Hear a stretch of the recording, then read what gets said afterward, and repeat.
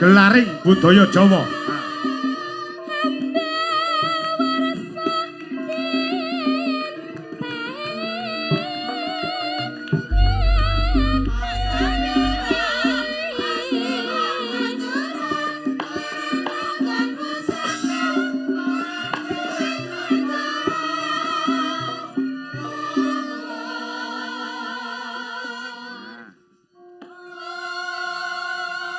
Gelaring budaya Jawa ya toh ambak warsa den pengeti. Lah senggakane iki mau dibaleni kabeh bareng kanca-kanca. Pak Sakirah ya coba jiro lu ya.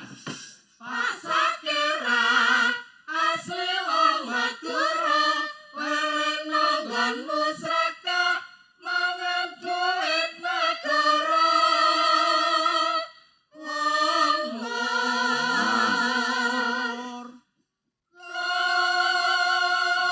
Pitutur luhur Pak Sakirah asli wong Madura lerena nggon musrakah mangan duit negara tegese korupsi. Insya Allah Partai Golkar partai yang bersih jauh dari korupsi.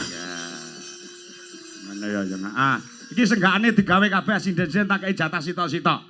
Ning bersangkutan dengan Partai Golkar. Contoh, numpak dokar aku medun Solo. Insya Allah Partai Golkar saya anggrem boko.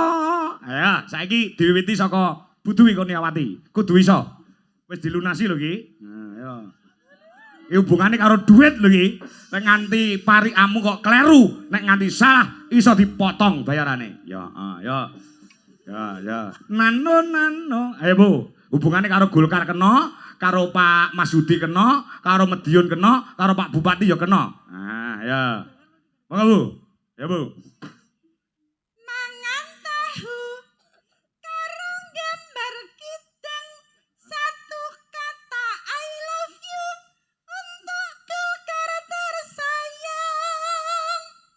Ya, luar biasa.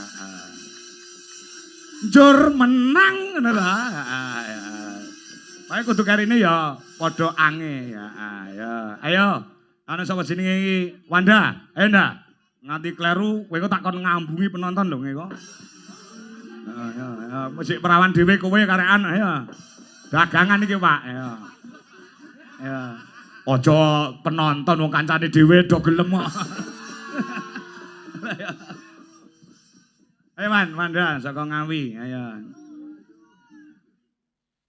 mangan sukun karo numpak deker ayo menyang Madiun nonton wayang karo Golkar.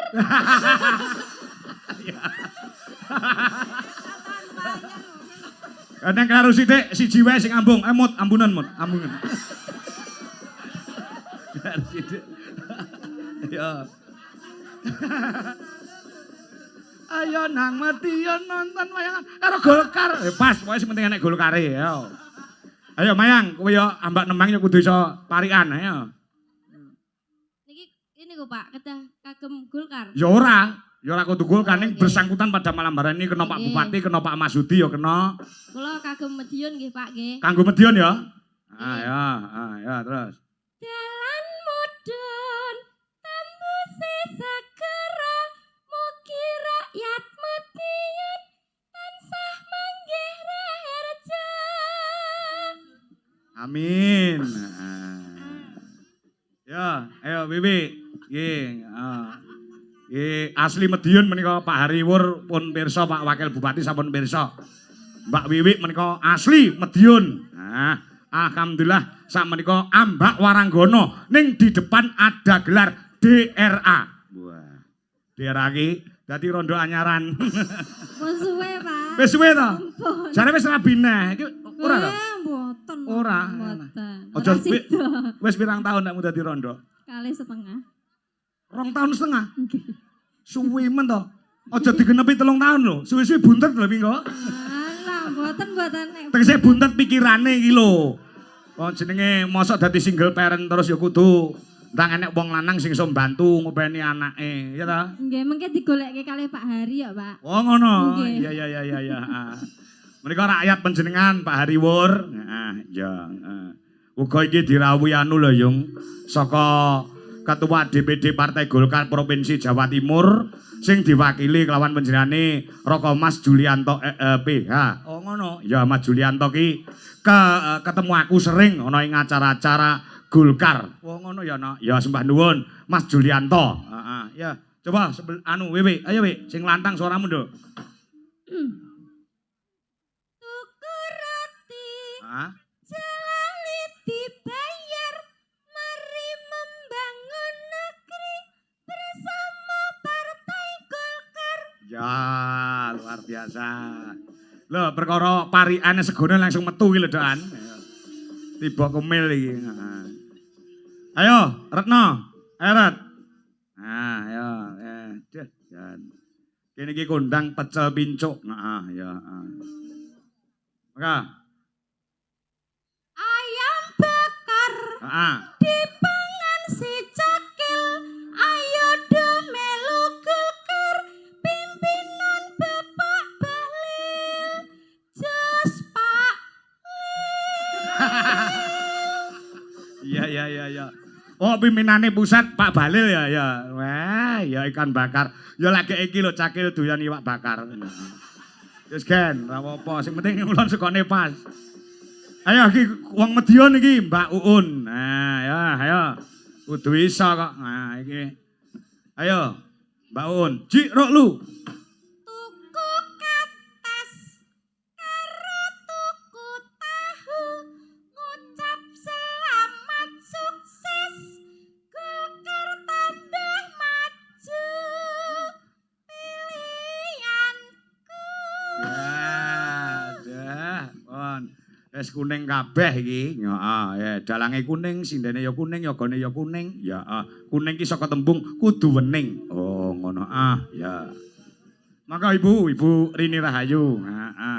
Sego pecel. Ya. Nggih.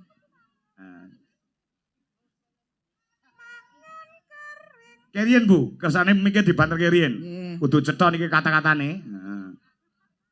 Maka, ya. Mangan kering. Ladai baskom papat. Pancen wis terbukti. Pohon ringin pengayom rakyat.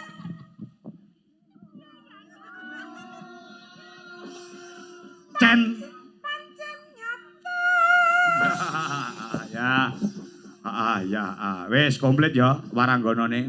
Waranggana komplit. Ya. Sing penting Golkar tetap di hati rakyat. Oh, ngono iya. Ya, semakin maju ke depannya untuk 5 tahun yang akan datang juga semakin banyak suaranya. Ya. Yo, coba kaya apa dibacutke sinome. Ya, ya Nduk, yang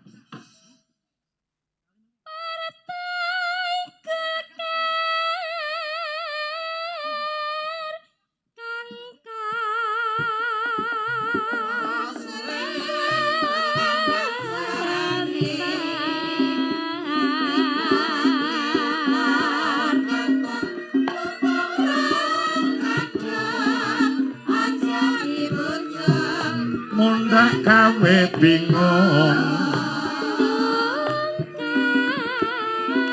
Kaping swidak siji.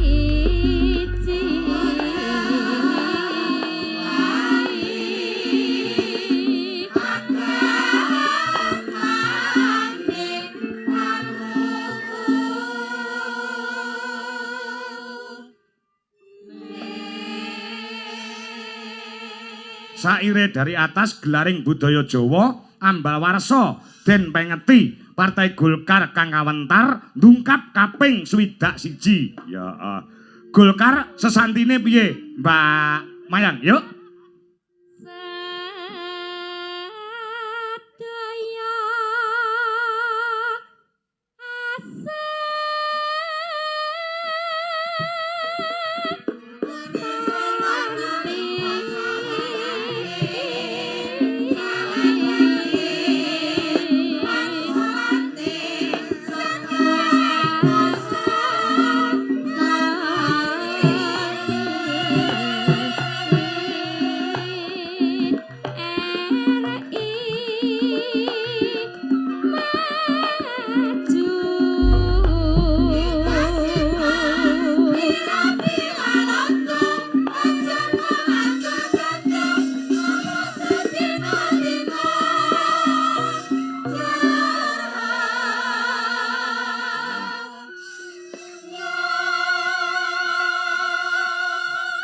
sesantining Golkar. Oh ngono sesantine piye? Golkar solid RI maju no. Ya ya.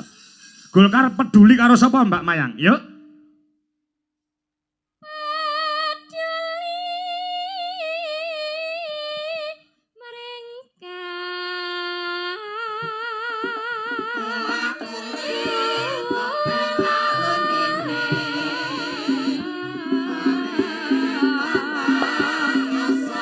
Pandekane DPD Golkar Madiun sinten Mbak Mayang?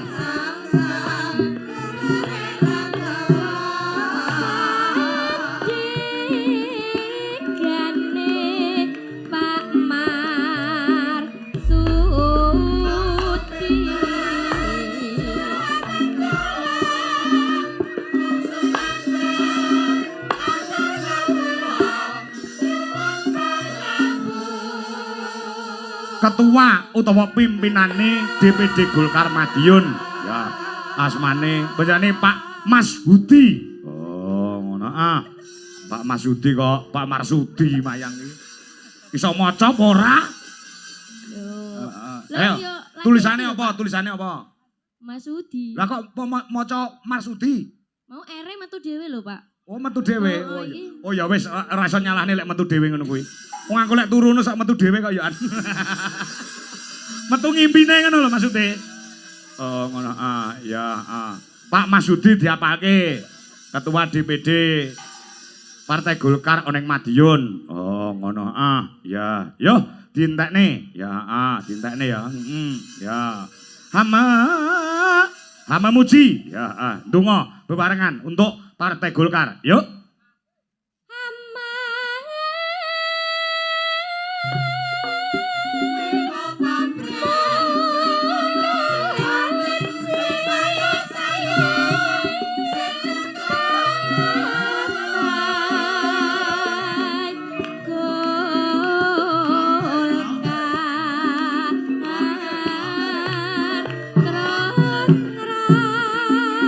Langsung dangdut.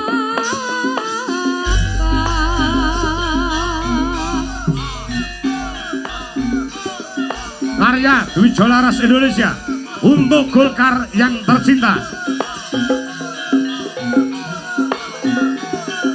Pas vokal gamelan ngerangin.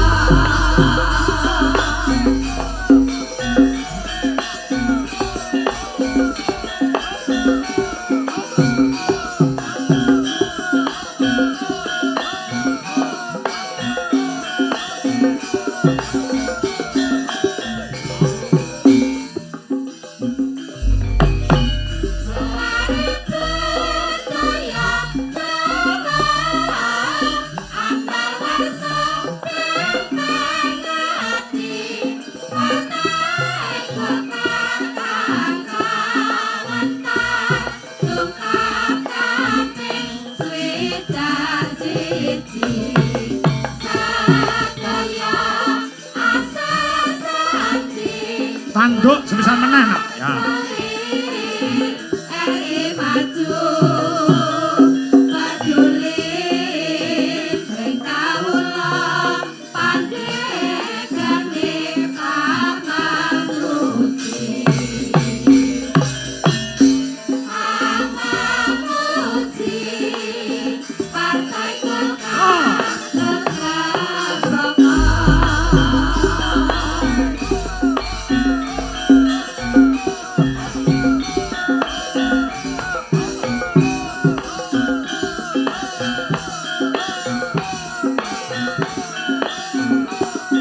Golkar terus jaya selamanya. Yo.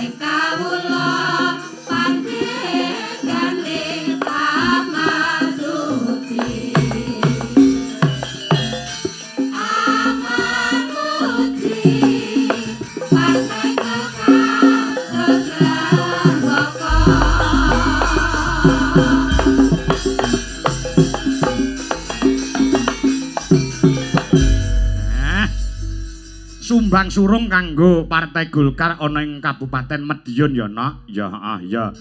Iki mau asli karyane Dwi Jalaras Indonesia. Aransemene sing gawe sing asta kendang Mas dosen Sri Eko Widodo. Saire sing gawe aku. Oh, ngono ya, Yang. Ya. Ya, seniman iki kudu berkarya. Ndek wingi urung suwi nek ora keliru tanggal 15. Tanggal 15 November kepungkur, heeh. Kuwi aku wayangan ana ing Kabupaten Bojonegoro. Oh, Bojonegoro. Heeh. Bupatine ya rawuh, wakil bupati ya rawuh. Oh, ngono ya tak gekne lagu secara spontanitas. Ya, kanggo bupatine. Heeh. Langsung ning Bojonegoro ndek iki bupatine Trenyuh, langsung nyawer aku 2 juta. Kuwi ning Bojonegoro, ning kene mbuh aku ora ngerti ya. Kok mesti ngono kuwi to ora? Wong kuwi dipilih karo Partai Golkar Madiun sing dipengestoni kelawan panjenengane Bapak Haji Wuryanto saha Bapak Wakil Bupati njane Bapak Dr. Purnomo Hadi wis matur nuwun. Wah, wis matur nuwun kok tenan. Nyatane panjenengane ya terbukti, ya dadi pilihane kabeh para warga masyarakat ana ing Kabupaten Madiun. Oh, ngono ya. Nek mben nanti janji karo aku, ya nalika ketemu ana daleme Abah Kirun. Jadi Bapak Bupati, ya Mas Kangko kok kapan-kapan bayangan ke Madiun. Oh, ngono ya. Nyatane ya bengi iki dipengestoni kelawan panjenengane Bapak Haji Hari Wuryanto.